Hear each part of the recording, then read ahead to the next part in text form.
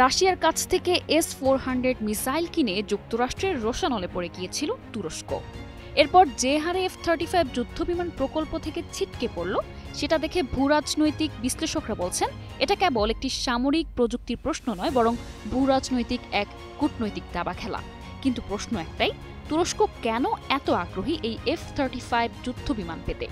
এ কি কেবল একটা বিমান, নাকি আসলে এর পেছনে রয়েছে আরও গভীর হিসাব?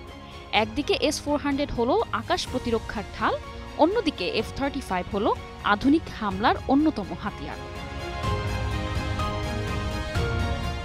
তুরস্ক কিন্তু এই প্রকল্পে নতুন অতিথি ছিল না, বরং প্রায় $1.4 বিলিয়ন খরচ করে F-35 প্রজেক্টের পূর্ণাঙ্গ অংশীদার হয় দেশটি।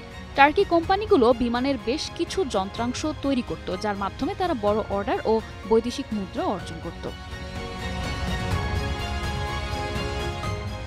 F-35 হলো এমন এক যুদ্ধ বিমান যেটা শুধু আকাশে উঠতে জানে না, বরং শত্রুর রাডার এড়িয়ে ডেটা সংগ্রহ করে, নেটওয়ার্কের মাধ্যমে অন্য বিমানের সঙ্গে তথ্য শেয়ার করে। বলতে গেলে একেবারে AI চালিত যোদ্ধা বলা যায়। তুরস্কের বর্তমান বিমান বহর মূলত পুরনো F-16 এর উপর নির্ভরশীল। আধুনিক যুদ্ধে এটি যথেষ্ট নয়, বিশেষ করে যখন পাশের দেশ গ্রিস ইতোমধ্যেই F-35 পাচ্ছে। এদিকে তুরস্ক নিজেই একটি পঞ্চম প্রজন্মের যুদ্ধবিমান তৈরি করছে কান নামে, যা 2024 সালে প্রথমবার আকাশে ওড়ে। কিন্তু এটি পুরোপুরি প্রস্তুত হতে আরও 5 থেকে 6 বছর সময় লাগবে। আর F-35 ইতোমধ্যে পরিপক্ক, অপারেশনাল, নেটো ইন্টারঅপারেবল এবং সরবরাহ ও প্রশিক্ষণ চেইন আছে।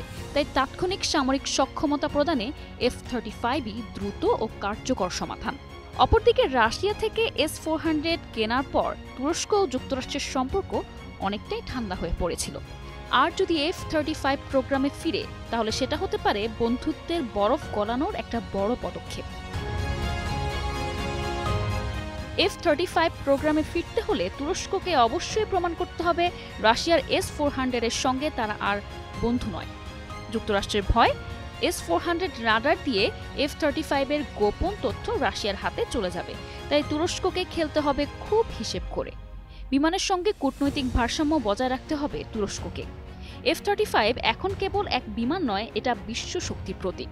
যেসব দেশ এই বিমান পায়, তারা এক প্রকার এভিয়েশন এলিট ক্লাবে ঢুকে পড়ে। তুরস্ক এই ক্লাবের সদস্য ছিল, এখন আবার ফিরে যেতে চাচ্ছে।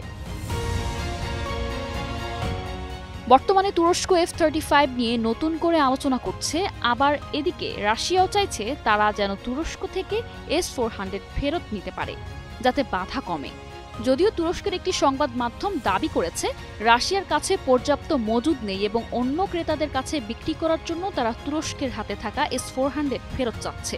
তবে রাশিয়ার সরকারি গণমাধ্যম RIA Novosti বলছে মস্কো এমন কোনো প্রস্তাব দেয়নি, বরং তারা জানিয়েছে তুরস্ককে S-400 সার্ভিস দেওয়ার ব্যাপারেই তারা আলোচনা করছে।